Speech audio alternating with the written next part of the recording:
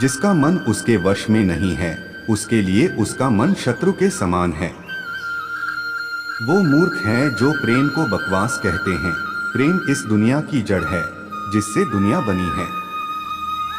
अपनी इच्छा की शक्ति से अपने आप को नया आकार दें। अपने आप को कभी भी स्वेच्छा से नीचा न होने दें। बुद्धिमान अपनी चेतना को एकीकृत करते हैं और कर्म के फल के प्रति आसक्ति को त्याग देते हैं।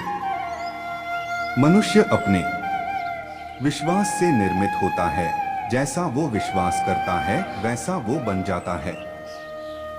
कर्म का वास्तविक लक्ष्य आत्मा का ज्ञान है। हम जो कुछ भी हैं वह हमने जो सोचा है उसका परिणाम है।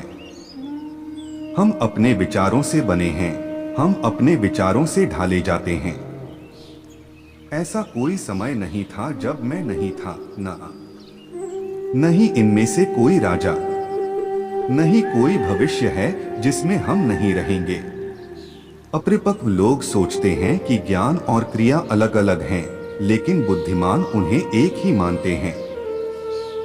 जिस प्रकार इस शरीर में रहने वाला बचपन, युवावस्था और वृद्धावस्था से गुजरता है, उसी प्रकार मृत्यु के समय वह केवल दूसरे प्रकार के शरीर में प्रवेश करता है। बुद्धिमान इसके बहकावे में नहीं आते। न यह शरीर तुम्हारा है और न तुम इस शरीर के। यह शरीर तो अग्नि, जल, वायु, पृथ्वी, आकाश से बना है और इसी में मिल जाएगा। परंतु आत्मा स्थिर है। फिर तुम क्या हो?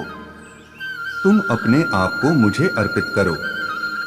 यही सबसे उत्तम सहारा है।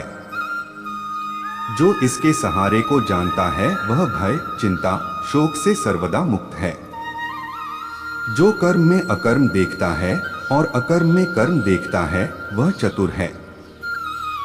छाओ में कमी ही सुख की कुंजी है। कोई भी व्यक्ति जो अच्छा काम करता है उसका कभी भी बुरा अंत नहीं होगा, चाहे यहाँ या आने वाले संसार में जो पहले विष जैसा लगता है लेकिन अंत में अमृत जैसा स्वाद लेता है। यह सत्य का आनंद है जो स्वयं के साथ शांति से पैदा हुआ है। उम्मीद ही आपको रिश्ते में कमजोर बनाती है। उम्मीद का जन्म आपके मन में ही होता है। शांत, नम्रता, मौन, संयम और पवित्रता ये मन के अनुशासन हैं।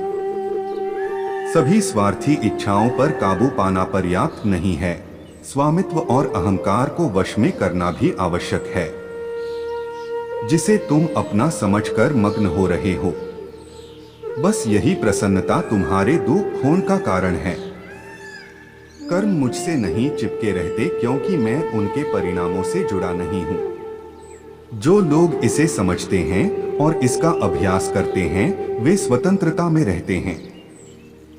जो मनुष्य प्रकृति के गुणों से अनासक्त है और जो पूरी तरह से दिव्य ज्ञान में स्थित है, उसका कार्य पूरी तरह से परात्परता में विलीन हो जाता है।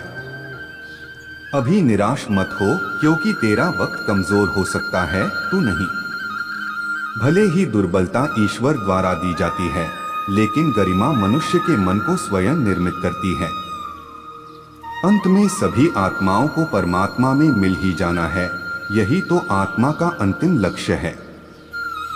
सभी जीव मुझ में हैं और मैं सभी जीवों में हूं। तुम्हारे कर्म ही तुम्हारे भाग्य के निर्माता है। तुम्हारा मोह ही तुम्हारे दुखों का महान कारण है। आज वो तुम्हारा है, कल वो किसी और का होगा, इसलिए व्यर्थ का पछतावा मत करो। वर्तमान में जीना और उसका अनुभव ही जीवन है। आत्मा अमर है, न तो इसे कोई शस्त्र काट सकता है और न ही अग्नि इसे जला सकती है। जल इसके तेज को बुझा नहीं सकता और न ही वायु इसे सुखा सकती। किसी और के जीवन की नकल को पूर्णता के साथ जीने की तुलना में अपने भाग्य को अपूर्ण रूप से जीना बेहतर है। आप बुराई से कुछ समय के लिए बच सकते हो, लेकिन बुराई तो तुम्हें हजारों की भीड़ में भी तुम्हें ढूंढ लेगी। जैसे गायों की झुंड में बछिया अपने मां को ढूंढ लेती है। सभी जीवों का निर्माता मैं हूं। किसी जीव को कष्ट देकर तुम मुझे खुश कैसे देख सकते हो? कृष्ण का सेवक बनकर ही जीवन सफल होता है। चिंता नहीं, चिंतन करो। घमंड व्यक्ति को ले डूबता है। मैं विधाता होकर भी विधि के विधान को टाल नहीं सकता। मन सफेद कपड़ा है, इसे जिस रंग में डुबाओगे वही रंग चढ़ जाएगा। उठो, श्री कृष्ण के चरणों का वंदन करो। लज्जा और अभिमान छाड़ दो, मन को निर्विकल्प कर लो और वृत्ति को सावधान करके हरिचरणों का वंदन करो।